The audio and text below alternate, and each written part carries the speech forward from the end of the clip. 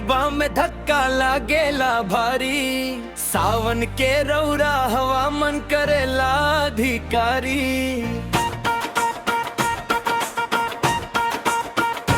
हे बम बम बोलेला गौवा गूंजे बाबा के नारा, तोर संग चलब सजन वधानी चुनरिया वाला। घाम में पसीना चूहे पैया थकी ना जाला, हर हर महादेव कहते दिल तोहरा में डोला। कांधे पर गंगा जल, आँख में सपना सजल, सोनवा जैसन मनबा जब से डमरू बजल। चला न जल्दी करा बाबा धामे बढ़ी के, मनवा के बोझ उतार जल चढ़ा के गैली के।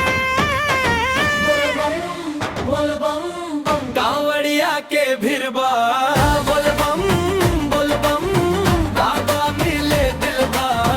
हर हर महादेव, हर हर महादेव, बोल बम कांवड़िया के भिरबा।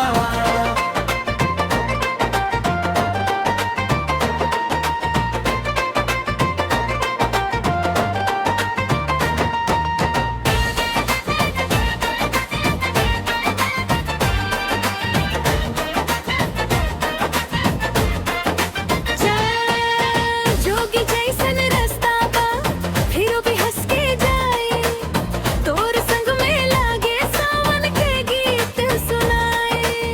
बांस के डांडिया भारी, हाथ में लस्सी बाटे, बाबा के भक्ति में सब पीड़ा झटके छाटे।